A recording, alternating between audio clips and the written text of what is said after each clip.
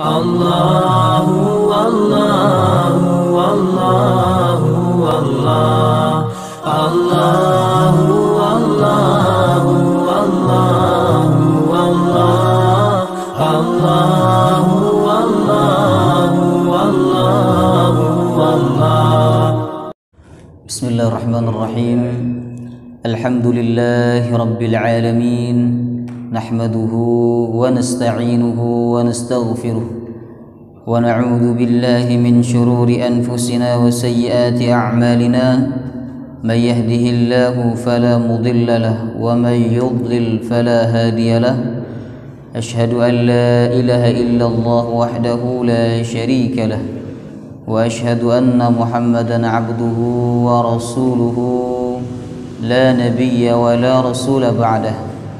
Allahumma salli wa sallim ala sayyidina Muhammadin wa ala alihi wa sahbihi ajma'in.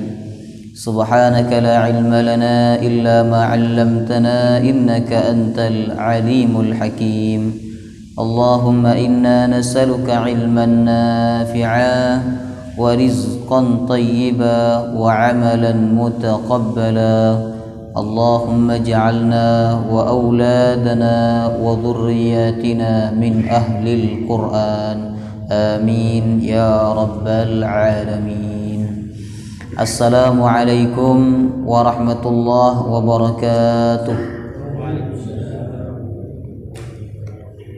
Alhamdulillah, bersyukur kepada Allah Subhanahu wa taala atas segala nikmat yang Allah berikan kepada kita semua. Salah satu nikmatnya yaitu Al-Quranul Karim. Kita patut bersyukur kepada Allah. Malam hari ini kita dimudahkan kembali untuk membaca dan memahami kitab suci Al-Quranul Karim, kitab yang paling kita cintai, yang paling kita muliakan, dan kita harapkan syafaatnya. Semoga kita semua mendapatkan syafaat Al-Quran kelak. Amin ya rabbal alamin. Pekan kemarin libur karena Idul Adha, sehingga 2 pekan kita tidak pengajian. Pertama karena Jumat pertama memang libur ya, kemudian Jumat kedua barengan dengan Idul Adha. Sekarang alhamdulillah malam hari ini kita bisa melanjutkan kembali. Masih ingat enggak materinya sampai mana? Al-Buruj. Ayat berapa terakhir? Ayat terakhir ayat berapa? Bapak-bapak. Ini yang repot ya. Ayat 9. Pak Parman. Oh ya. Baik. Terakhir ayat nomor 3 ya. Sekarang masuk ayat nomor 4. Untuk bacanya memang sampai ayat nomor 9 ya. Nah, sekarang kita baca dari ayat 1 sampai ayat terakhir ya, ayat 22. A'udzu billahi minasy syaithanir rajim. A'udzu billahi minasy syaithanir rajim. Bismillahirrahmanirrahim. Bismillahirrahmanirrahim. Was-samaa'i dzatil buruj. Was-samaa'i dzatil buruj wal yawmil maw'ud wal yawmil maw'ud wa syahidin wa mashhud wa syahidin wa mashhud. Qutila ashabul ukhdud. قتل أصحاب الأخدود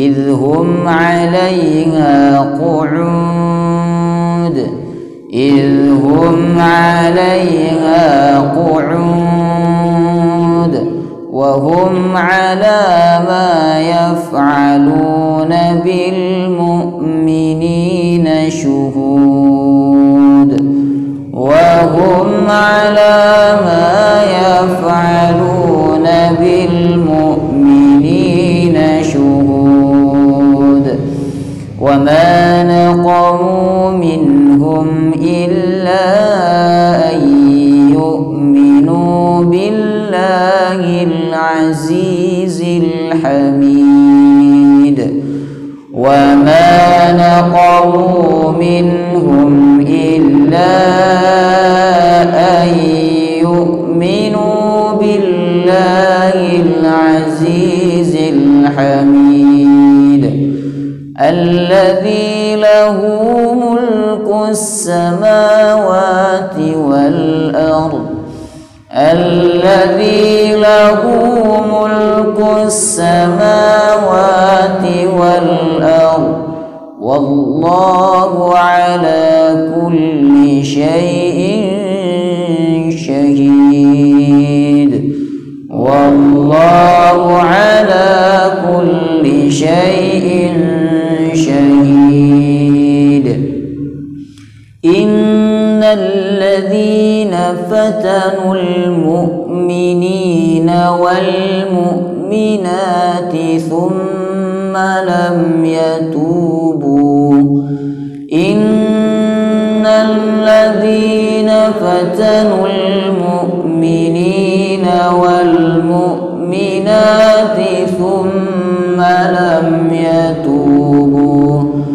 ثم لم يتوبوا فلهم عذاب جهنم ولهم عذاب الحريق ثم لم يتوبوا فلهم عذاب جهنم ولهم عذاب الحريق إن الذين آمنوا وعملوا الصالحات لهم جنات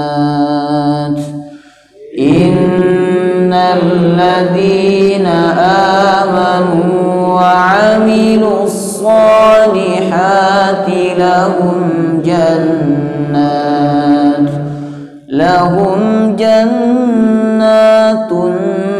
تجري من تحتها الأنهار لهم جنات تجري من تحتها الأنهار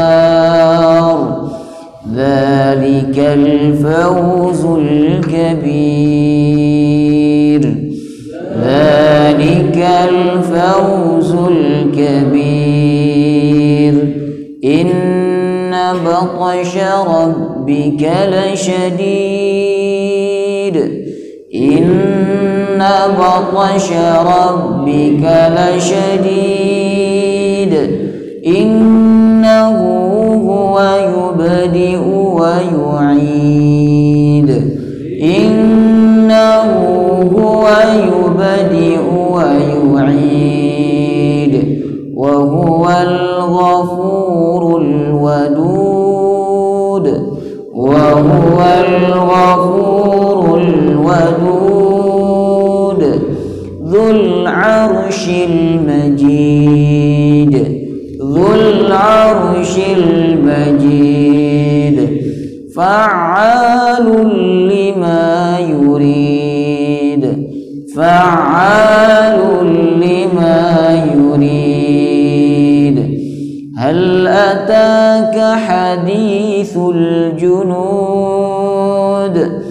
هل أتاك حديث الجنود فرعون وثمود فرعون وثمود بل الذين كفروا في تكذيب بل الذين كفروا في تكذيب والله من ورائهم محيط والله من ورائهم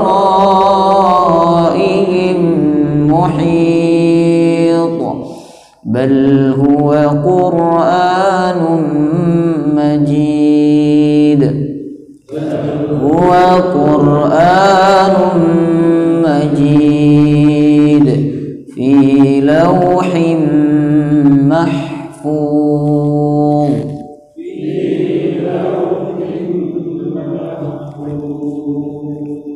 Alhamdulillah, semoga diterima oleh Allah. Amin. Satu hurufnya 10 pahala. Tadi kita baca berapa huruf itu? Banyak, ya. Makanya kata Nabi, miskin man lam yaqra'il Quran. Orang miskin itu bukan yang tak punya harta, tapi yang tidak baca Al-Quran. Karena satu hurufnya dikasih pahala 10 oleh Allah Subhanahu wa taala. Bapak Ibu jamaah rahimakumullah, pertemuan sebelum ini kita telah membaca dan memahami surah Al-Buruj ayat 1 sampai ayat nomor 3. Ayat 1 hingga ayat ketiga ini isinya sumpah. Biasa orang Arab, ya, bila ingin meyakinkan atau ingin menyampaikan bahwa berita itu sangat serius, maka biasanya mereka bersumpah. Karena Al-Quran diturunkan pada mulanya kepada orang Arab, maka Allah pun menyesuaikan sebagaimana kebiasaan mereka, yaitu sumpah. Oleh karena itu dalam Quran kita banyak temukan sumpah, terutama di juz 30. Banyak sekali surat yang diawali dengan sumpah, ya. Ini menunjukkan bahwa sumpah itu boleh-boleh saja, tapi Nabi berpesan jangan sering-sering bersumpah. La tahlif walau kunta shadiqan. Janganlah engkau bersumpah walaupun engkau benar, ya. Orang itu kalau percaya kepada kita, Pak, perlu enggak kita bersumpah? Tidak perlu. Biasanya orang itu harus bersumpah karena orang lain kurang percaya, sehingga untuk menarik kepercayaan orang lain dia pun bersumpah. Baik. Adapun sumpah Allah di dalam Al-Quran, ya, untuk menunjukkan bahwa berita yang akan Allah sampaikan ini sesuatu yang sangat penting untuk diperhatikan. Setelah 3 kali Allah bersumpah di ayat 1, ayat 2 dan ayat nomor 3, kemudian di ayat nomor 4 Allah menyebutkan konten sumpahnya atau isi sumpahnya. Isi sumpah itu berarti yang datang setelah sumpah. Contoh, demi Allah saya akan ngaji. Mana sumpahnya? Demi Allah. Konten sumpahnya, saya akan ngaji. Nah, ayat nomor 4 ini konten sumpah yang ada di nomor 1 sampai nomor 3. Allah berfirman, qutila ashabul ukhdud. Qutila, dilaknat, dikutuk. Siapa yang dikutuk? Ashabul ukhdud. Pernah dengar enggak Bapak Ibu kisah ashabul ukhdud? Kan banyak ashab itu dalam Quran. Ada ashabul kahfi. Pernah dengar yang ini? Pernah. Kemudian ada ashabul jannah. Pernah dengar juga? Nah, pernah. Kemudian yang di ayat ini ashabul ukhdud. Memang tidak banyak orang yang mendengar kisah ini, apalagi bila mereka tidak membaca surah Al-Buruj, ya. Ashab al-ukhdud. Al-ukhdud ini sebenarnya adalah parit panjang, parit yang panjang. Nah, jadi kalau ada parit panjang itu disebut dalam bahasa Arabnya ukhdud. pembuat parit itu disebut dengan ashab. Berarti ashabul ukhdud adalah para pembuat parit. Tapi parit yang dimaksud dalam ayat ini bukan parit biasa Bapak Ibu, bukan parit isinya air boten, tapi isinya apa? Api. Jadi mereka buat parit yang panjang, kemudian mereka membuat api di dalam parit itu. Tujuannya apa? Biasa penguasa dahulu bila ada yang melanggar dan tidak sesuai dengan keinginan penguasa, mereka akan dihukum dengan dibakar, masuk dalam parit itu. Nah, karena ashabul ukhdud ini tidak disebut siapa mereka dan di mana peristiwa ini terjadi, maka ulama berbeda pendapat. Ya. Pendapat yang pertama mengatakan bahwa ini berkaitan dengan suatu kaum yang menganiaya Nabi Daniel. Pernah dengar Nabi Daniel enggak? Nabi Daniel itu nabi dari Bani Israel. Yang biasa kita kenalkan Nabi Musa, Nabi Isa, Nabi Daud. Sebenarnya ada nabi lain dari Bani Israel yang bernama Daniel. Jadi kalau ada orang namanya Daniel itu nama nabi, Pak. Nama nabi. Daniel, Nabi Daniel punya pengikut, ya, beberapa pengikutnya, tapi sebagian besar daripada kaumnya tidak mengikuti Nabi Daniel. Akhirnya Nabi Daniel dan pengikutnya dibakar, dimasukkan ke dalam parit yang isinya api. Ini pendapat yang pertama. Pendapat yang kedua dikatakan dalam tafsir Ibnu Katsir, ayat ini, kata pendapat yang kedua, berkaitan dengan raja Persia yang menghalalkan perkawinan sesama mahram. Kan dalam Islam tidak boleh itu, kawin dengan mahram itu tidak boleh, ya. Kalau panjenengan punya mahram cantik, solehah, kemudian cerdas, harus ikhlas dilepas untuk orang lain. Jangan sampai karena eman kalau dapat orang lain akhirnya dinikahi sendiri. Ini melanggar syariat. Nah, raja Persia pernah menghalalkan perkawinan mahram, tapi ulama-ulama yang ada di tempat itu tidak membolehkan, ya, mengkritik raja. Akhirnya para ulama dibakar oleh raja Persia, dimasukkan ke dalam parit yang isinya api. Ini pendapat yang kedua. Adapun pendapat yang ketiga, dan inilah pendapat yang masyhur Bapak Ibu, pendapat yang kuat, yaitu dikisahkan dalam tafsir Ibnu Katsir, ya, bahwa di negeri Yaman, tepatnya di Najran, ya, ada seorang raja, ada seorang penguasa yang zalim. Dia mengaku sebagai Tuhan dan benci kepada orang beriman. Kisah ini terjadi 70 tahun sebelum Nabi lahir, sebelum Nabi kita lahir. Raja penguasa yang zalim itu Bapak Ibu, dia selain zalim mengaku dirinya sebagai Tuhan. Jadi masyarakatnya, rakyatnya dipaksa mengakui dia sebagai Tuhan. Setiap raja penguasa yang tidak bertumpu pada syariat Allah, biasanya mereka akan menggunakan ahli sihir atau dukun sebagai pendukungnya, ya, itu biasa. Bukan hanya raja zaman dulu, sampai sekarang begitu ada, ya. Saking ingin, jangankan menjadi penguasa, ya, ketika dia ingin menjadi pejabat, ingin menjadi pemimpin, ada sebagian orang yang melakukan cara-cara perdukunan, Pak. Datang ke dukun ini minta jampi-jampi, datang ke dukun ini dan seterusnya.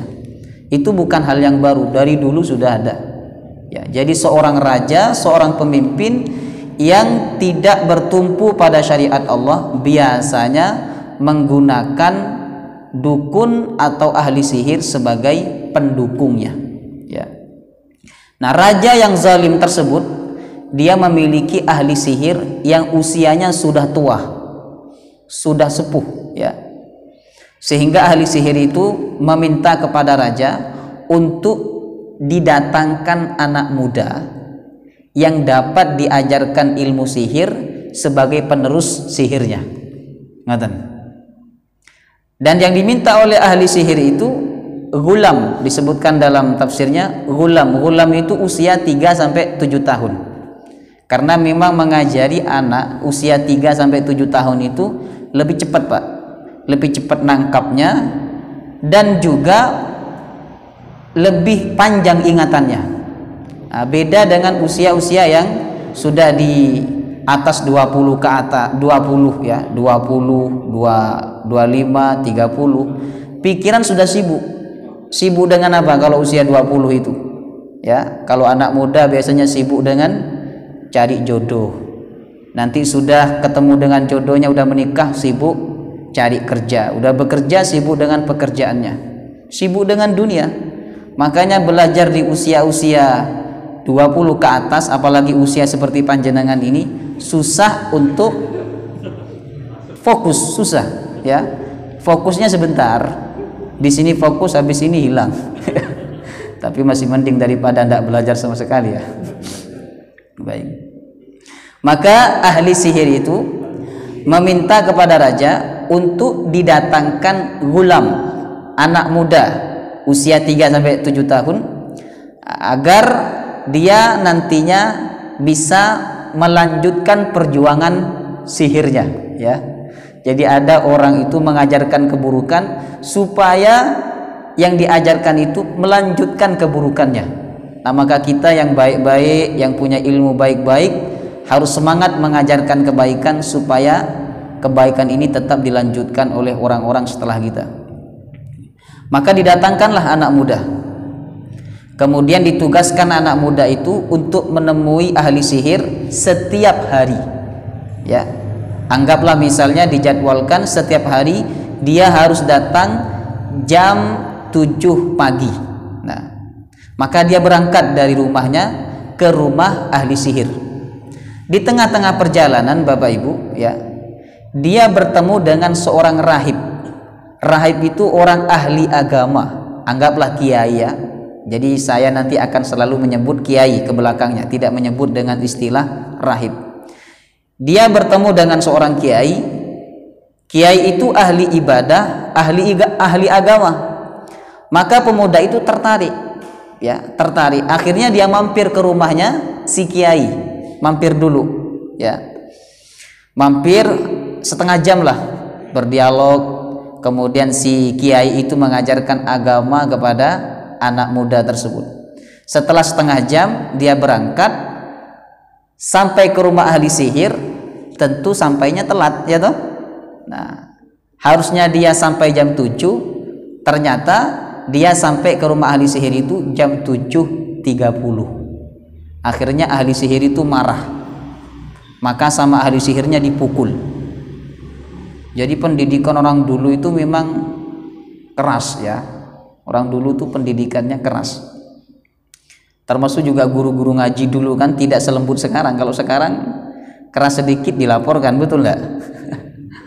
Kalau dulu ada santri telat melayang, Pak, meja ngaji ini melayang. Kalau di tempat saya enggak tahu kalau di Malang ini, ya. Tapi kalau di tempat saya guru-guru ngaji itu memang tegas kepada murid-muridnya. Jadi ahli sihir itu memukul si anak muda tersebut ketika dia datang telat, ya. Karena datangnya telat, maka pulangnya pun juga telat. Dia pulang ke rumahnya telat, akhirnya sama orang tuanya dipukul juga, ya. Pulang telat, datang telat dipukul oleh ahli sihir, pulang telat dipukul oleh orang tuanya, ya. Maka dia pun mengadu kepada si kiai, ya, mengadu. Maka kemudian kata kiainya, nah, nanti kalau kamu telat datang ke ahli sihir, bilang bahwa kamu ditahan oleh orang tuamu. Dan nanti kalau kamu telat pulang, bilang kepada orang tuamu kamu ditahan oleh ahli sihir. Ini berbohong tidak nih? Berbohong. Tapi berbohong untuk kebaikan, kemaslahatan itu boleh Bapak Ibu. Nabi Ibrahim saja pernah melakukan akal-akalan atau bahasa kasarnya berbohong. Nabi Ibrahim ketika diajak oleh kaumnya untuk merayakan hari besar mereka, ya, tapi Nabi Ibrahim tidak mau karena itu bertentangan dengan syariat Nabi Ibrahim. Maka Nabi Ibrahim saat itu berkata, "Inni sakim," saya sakit. Padahal Nabi Ibrahim tidak sakit, tapi beliau buat alasan inni sakim, saya sakit. Ini disebut oleh Allah dalam Quran surah As-Saffat. Ada ulama yang menafsirkan yang dimaksud sakit itu oleh Nabi Ibrahim bukan sakit fisik, tapi sakit hati. Cuman kan kalau dibilang sakit, orang memandang sakit apa? Sakit fisik, ya. Maka berbohong untuk kemaslahatan, untuk kebaikan agama itu hukumnya diperbolehkan, ya. Kemudian terus dia jalani kan, berangkat dari rumah mampir ke rahib, kemudian setelah itu datang ke ahli sihir, ya. Suatu hari Bapak Ibu, ketika dia berangkat dari rumahnya menuju tempat ahli sihir, kemudian dia mampir ke rumahnya si rahib itu atau si kiai tersebut. Setelah itu dia berangkat ke ahli sihir. Di tengah perjalanan ada binatang besar berada di tengah-tengah jalan yang menghalangi orang-orang untuk lewat. Tidak ada yang berani lewat di jalan itu karena ada binatang besar. Dilempar, tidak lari oleh orang-orang. Akhirnya si pemuda itu berkata, "Saya ingin membuktikan siapakah ajarannya yang benar, apakah ahli sihir atau si kiai itu yang ajarannya benar." Kemudian dia mengambil sebongkah batu. Kata dia, "Jika ajaran kiai itu benar, maka batu ini saya lemparkan, binatang itu akan mati. Binatang itu akan mati." Maka dilempar oleh dia. Ternyata benar, binatang yang besar itu mati. Dia pun yakin bahwa ajaran yang benar adalah bukan ajaran ahli sihir, tapi ajaran kiai atau si rahib. Setelah pulang dari ahli sihir, dia mampir ke rahib, lalu dia bercerita, ya, ringkas ceritanya. Si rahib berkata, "Wahai pemuda, kamu lebih mulia dan lebih hebat dari saya. Setelah ini kamu akan mendapatkan suatu yang lebih besar lagi, dan kamu akan mendapatkan ujian yang besar dari Allah. Bila nanti kamu mengalami ujian yang besar, jangan katakan di mana keberadaan saya." Ternyata Bapak Ibu, anak muda usia 3-7 tahun lah, anggaplah usia 7 tahun, itu diberikan kelebihan oleh Allah, bisa menyembuhkan berbagai macam penyakit. Usia 7 tahun Allah kasih kelebihan bisa menyembuhkan berbagai macam penyakit. Penyakit buta diusap oleh dia, sembuh, ya. Penyakit apa saja diusap oleh si anak muda itu langsung sembuh dengan izin Allah Subhanahu wa ta'ala. Memang ada sebagian manusia itu diberikan kelebihan oleh Allah untuk dapat menyembuhkan penyakit. Ada, Pak. Ini namanya karomah, kemuliaan. Bukan kesaktian, tapi itu adalah karomah dari Allah Subhanahu wa ta'ala. Kemudian suatu ketika raja atau penguasa itu punya teman dekat, matanya buta, ya. Matanya buta, kena penyakit sehingga matanya buta. Kemudian teman raja itu mendengar ada seorang pemuda yang bisa mengobati penyakit buta. Nah, pemuda itu dipanggil oleh temannya raja. Setelah datang, temannya raja itu berkata kepada si pemuda, "Wahai anak muda, saya dengar-dengar kamu bisa mengobati segala macam penyakit, termasuk penyakit buta." Kata anak muda itu, "Tidak, saya tidak bisa mengobati, saya tidak bisa menyembuhkan." Lah buktinya banyak orang berobat kepada kamu lalu sembuh.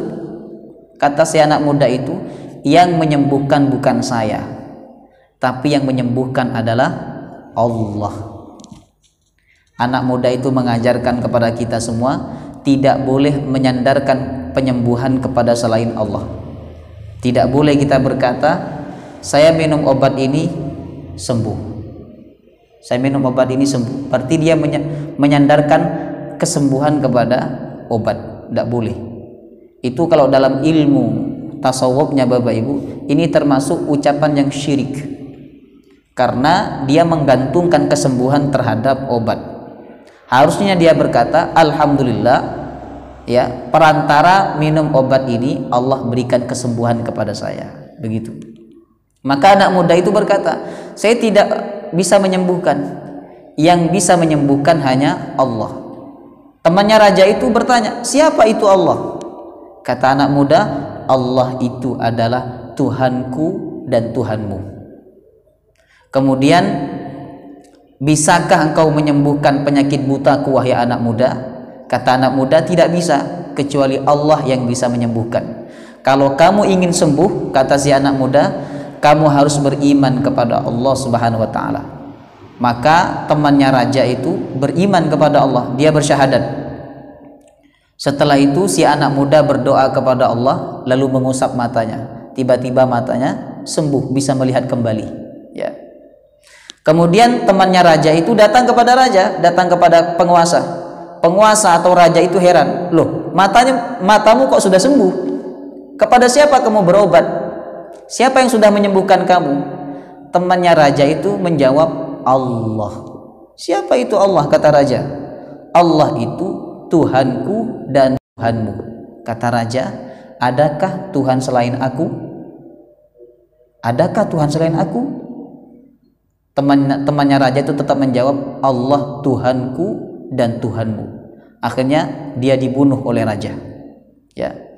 Kemudian raja dapat informasi bahwa yang mengobati penyakit temannya itu adalah si anak muda tadi.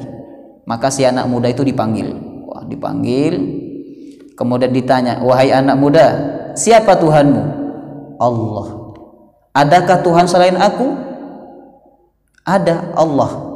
Tidak ada Tuhan selain Allah Subhanahu wa taala. Kemudian anak muda itu dihukum. Ya.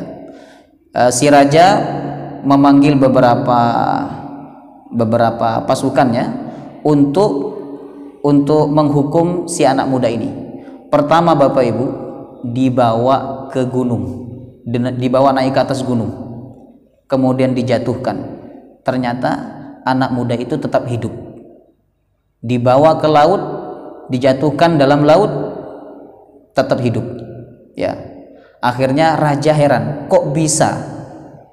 Ya, si anak ini tetap hidup walaupun dijatuhkan dari gunung, kemudian dilemparkan ke dalam laut, ya, tetap hidup. Akhirnya raja itu berkata, wahai anak muda, apa kesaktianmu sehingga kamu tetap hidup walaupun kami menghukum engkau? Kata anak muda itu, wahai raja, wahai tuan,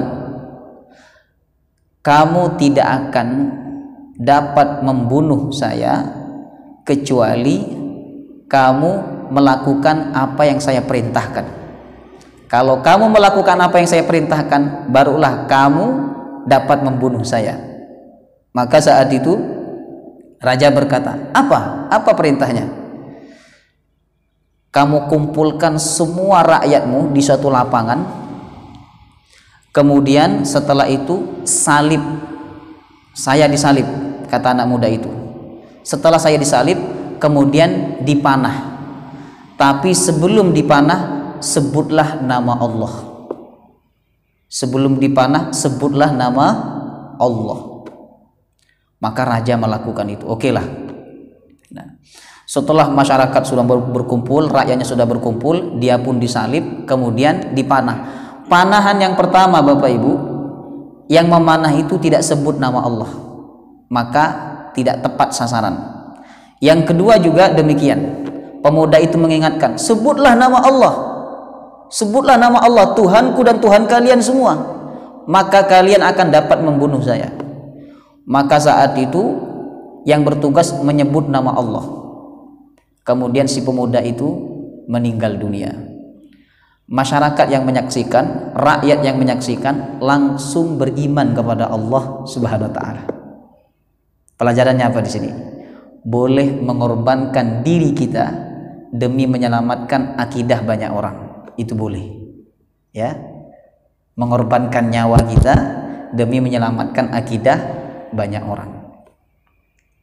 Inilah kenapa sebagian ulama ada yang mengatakan bahwa bom bunuh diri itu hukumnya boleh. Bom bunuh diri untuk membunuh musuh.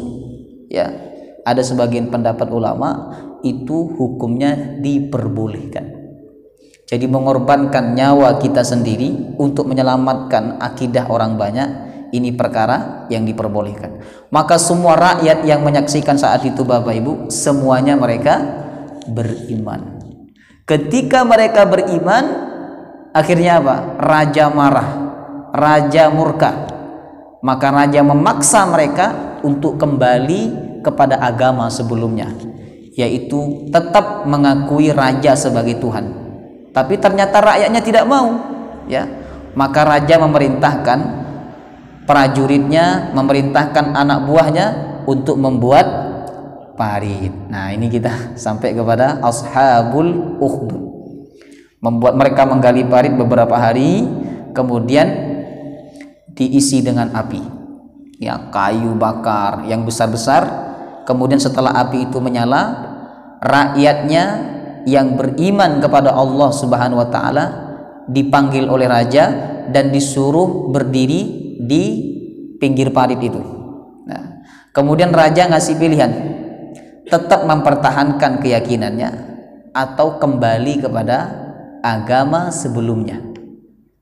Mayoritas mereka tetap mempertahankan keyakinannya. Akhirnya yang tetap mempertahankan keyakinannya didorong oleh raja, ya, ke dalam parit. Maka perbuatan mereka itu dikecam oleh Allah Subhanahu wa taala. Kata Allah, qutila ashabul ukhdud. Binasalah, terkutuklah. Siapa yang terkutuk? Ashabul ukhdud, para pembuat parit. Jadi yang terkutuk itu bukan hanya raja, tapi yang terlibat dalam penyiksaan itu, yang terlibat dalam azab itu, ya, dia juga mendapatkan kutukan Allah Subhanahu wa taala. Nah, ini menunjukkan bahwa yang dikutuk oleh Allah itu bukan hanya yang melakukan kejahatan, tapi yang terlibat dalam kejahatan itu juga dikutuk atau dilaknat oleh Allah Subhanahu wa taala.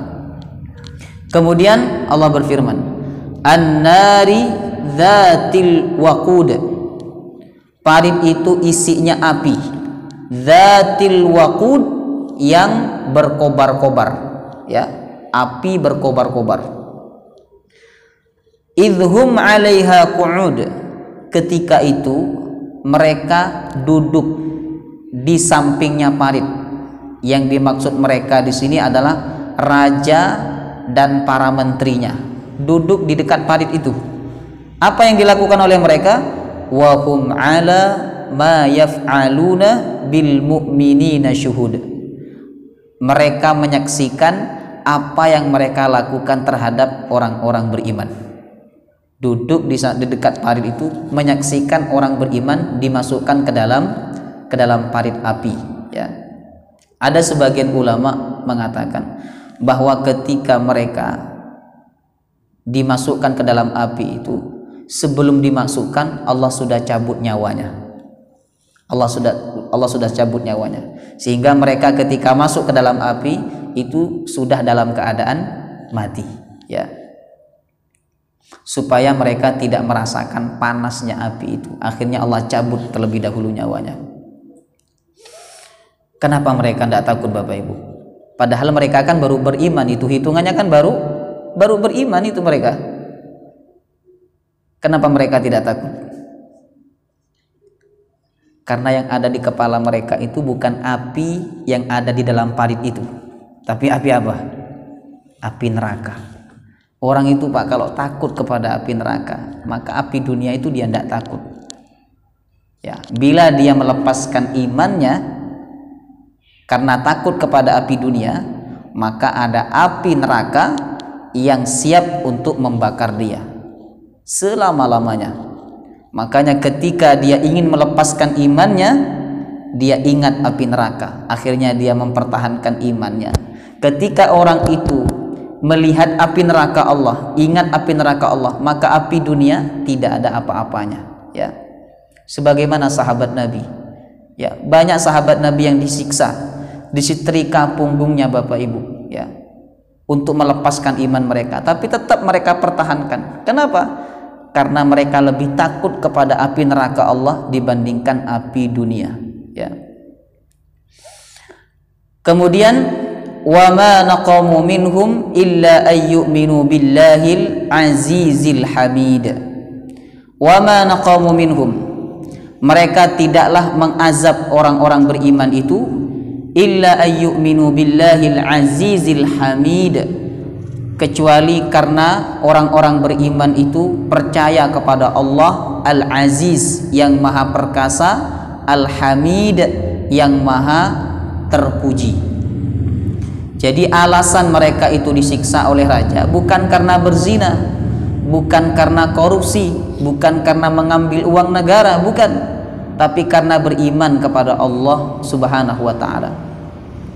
Kemudian Allah menyebut dirinya dengan dua sifat dalam ayat nomor 8 ini.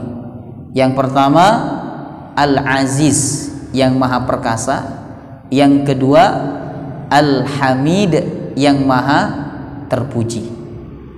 Ini suasananya nikmat apa siksaan ini? Hah? Orang beriman sedang mendapatkan nikmat atau mendapatkan siksaan dari raja itu? Siksa.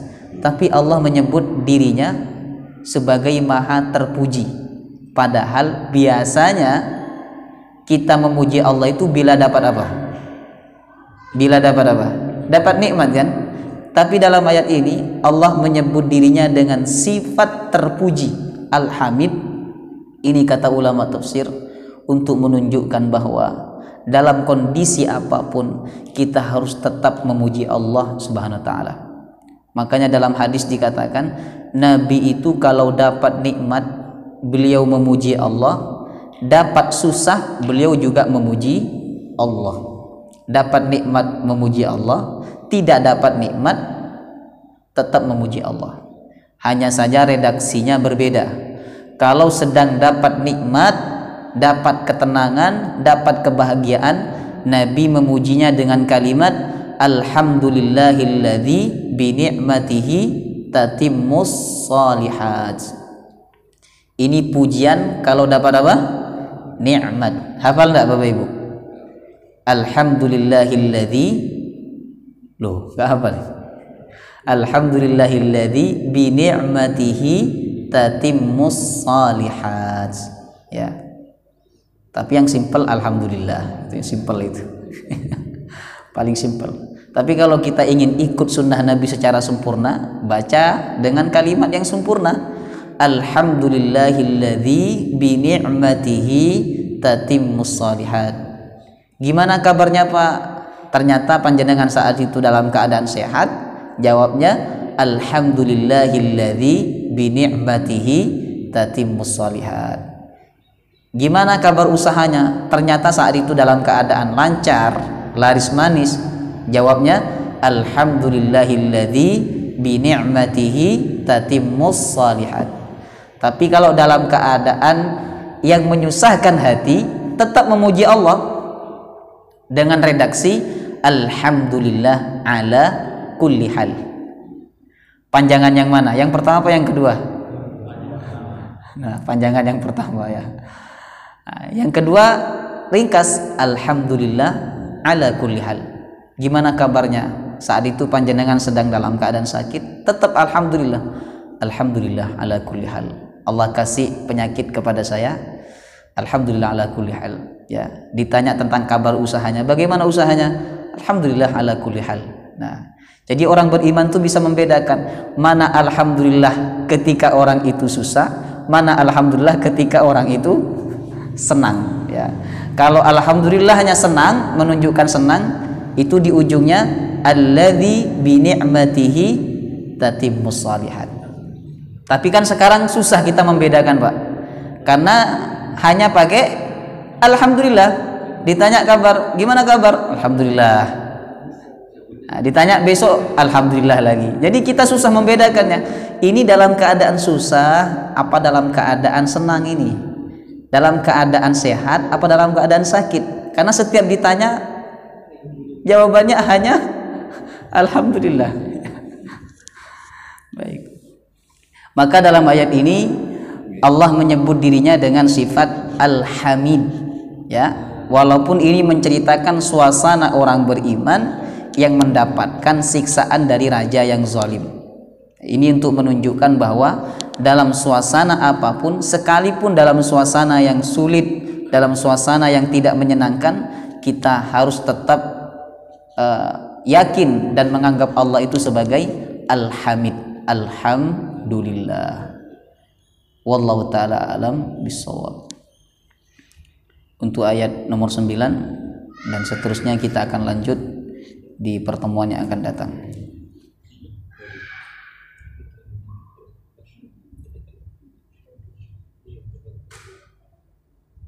Ada pertanyaan Bapak Ibu? Silakan sambil menunggu waktu Isya.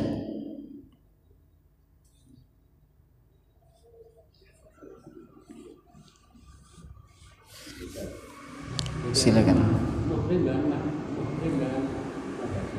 Mahram. Muhrim orang yang ihram. Ihram. Kalau mahram orang yang diharamkan. Diharamkan untuk dinikahi.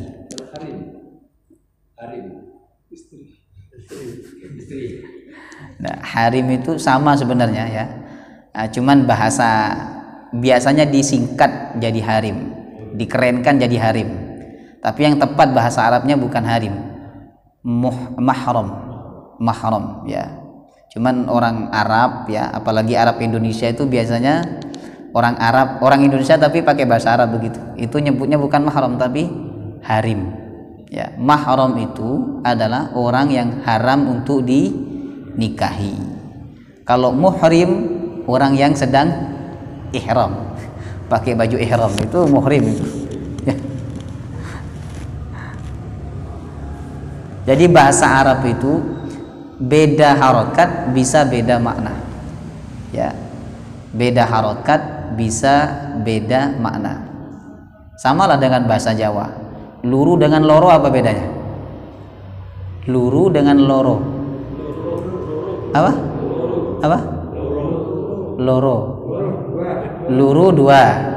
Kalau loro, nah beda. Jadi beda. Tulisannya sama. Oh sama tulisannya. Oh. Nah ini nggak paham kalau sama tulisannya kok beda maknanya ini. Cuman pengucapannya beda ya. Oh. Ya. Bahasa Arab itu Bapak Ibu, kalau tulisan sama, harkat sama, ya makna sama. Ini aneh Jawa ini. Oh beda, tulisannya beda. Itu pakai larang. Oh itu. Ya, baik. Nah, jadi bahasa Arab itu beda harokat bisa beda makna. Mahram orang yang diharamkan untuk dinikahi. Sedangkan muhrim orang yang sedang ihram. Baik. Ada pertanyaan lain? Silakan Pak Agus. Waalaikumsalam warahmatullahi wabarakatuh. Bunuh diri untuk mempertahankan akidah. Tapi yang sekarang ini kita sudah banyak punya akidah. Mereka membunuh diri yang sekarang ini gimana Pak? Bunuh diri?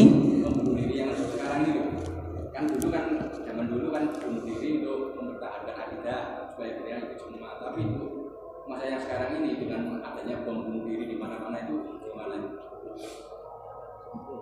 Baik. Bom bunuh diri. Ya, kalau untuk melawan orang-orang kafir yang melawan Islam itu boleh sebenarnya, Bapak Ibu. Nah, dalilnya apa? Ada sahabat Nabi SAW datang ke Rasulullah. Ya Rasul, kalau saya mati di peperangan itu, kalau saya mati, apa pahala saya? Kata Nabi, masuk surga. kata Nabi masuk surga. Akhirnya sahabat itu masuk ke peperangan dan dia yakin mati karena dia masuk di tengah-tengah musuh. Ya. Mati beneran, apa yang dia inginkan? Surga. Itulah di sebagian ulama kemudian mengambil dalil bahwa bom bunuh diri untuk membinasakan musuh-musuh yang menyerang Islam, yang benci kepada Islam, ya, yang memerangi Islam, maka itu diperbolehkan. Ini sebagian pendapat ulama, tapi sebagian lain memang mengatakan tidak boleh. Adapun bom bunuh diri untuk menghancurkan gereja itu tidak boleh. Jangankan menghancurkan gereja, kita mengolok-ngolok sesembahan orang lain tidak diperbolehkan dalam Islam, apalagi sampai menghancurkan tempat ibadahnya.